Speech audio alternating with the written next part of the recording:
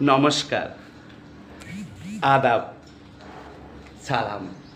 আপনারা কেমন আছেন? আজকে আমি আমার জীবনের সাফল্যের গল্প আপনাদের কাছে একটু তুলে ধরবো। হয়তোবা আপনারা আজকে আমার পরিচয় পেয়ে আমাকে ঘৃণিত চোখে দেখবেন। ঘৃণিত চোখে দেখে কোনো লাভ নেই। প্রত্যেকটা মানুষের ভালো কিছু করার অধিকার আছে। আমরা বৈষম্য তৈরি করি, আমরা নিচু উঁচু বৈষম্য তৈরি করি, নিচু জাত মনে করি, নিচু মানুষ মনে করি, কিন্তু না, ভগবানের কাছে সবাই সমান। আসুন সেই গল্পটাই তুলে ধরছি। আমার সাফল্যর গল্পর পিছনে কে এই মানুষ, সেই মানুষটাকে আপনারা দেখবেন না? এই যে ফুলের তোড়া, আমার স্বর্ণ মেডেল, ডাক্তার হওয়ার পিছনে যে মানুষটা আছে, সেই মানুষকে আমি ভালোবাসি। আসুন, আসুন, কে এটা দেখুন। আসুন বন্ধুরা। ও খোকা, আমি এতগুলো মানুষের সামনে কথা বলতে পারবো? এটা সত্যিকারের স্বপ্ন, আমার স্বপ্ন পূরণ হয়েছে।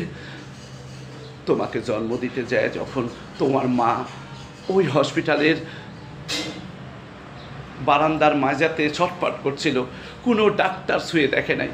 সুইপারের জাত, সুইপারের স্ত্রী, সুইপারের বউ বলে কেউ তার হাত দেয় নাই, কেউ, কোনো নার্স না, কোনো ডাক্তার না।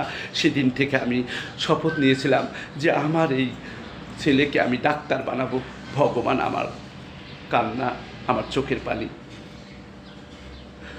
শুনেছে।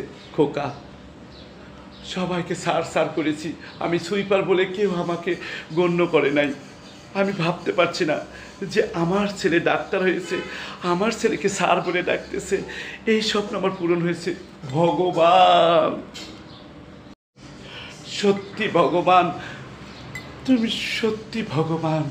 ও ভগবান, আমার সন্তানকে তুমি আমার ডাক্তার বানিয়েছো, আমার স্বপ্ন পূরণ করে দিয়েছো। ভগবান, ও ভগবান, ভগবান। ছি বাবা, ছি, এইভাবে কান্না করবে না। তুমি আমার বাবা, তুমি আমার ভগবান। তুমি আমাকে দুইবার জন্ম দিলে। একবার আমাকে এই দুনিয়ার জন্ম দিলে, আর তোমার স্বপ্ন দিয়ে ডাক্তার বানিয়ে আবার নতুন পৃথিবীকে আমার প্রতিষ্ঠিত করে দিলে যে মানুষই সব পারে, মানুষের ইচ্ছা শক্তি থাকলে সব কিছু হয়। তুমি সুইপার, তুমি রিক্সাওয়ালা, সেটা আমি দেখি নাই বাবা। কখনো তুমি নিজেকে ছোট করবে না। এখন থেকে ভাববা তুমি ডাক্তার স্যারের বাবা। তোমার স্যার তোমাকে স্যার না বলুক, তোমার সন্তানকে তো সবাই স্যার বলছে। তুমি স্যারের বাবা, তোমার স্বপ্ন পূরণ হোক বাবা। আমি তোমাকে কোনোদিন ঋণ শোধ করতে পারবো না বাবা। তোমার ঋণ কোনোদিন শোধ করা যাবে না।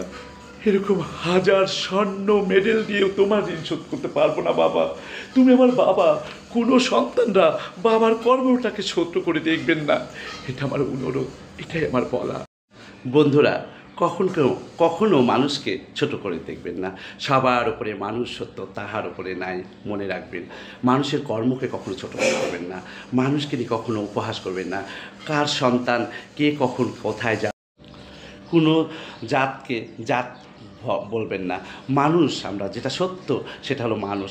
মানুষের উপরে আর কোনো জাত নাই। সবাই আমাদের রক্তে রঙ্গে লাল রক্ত নিয়ে আমরা বসবাস করছি। তাহলে এত বৈষম্য কিসের?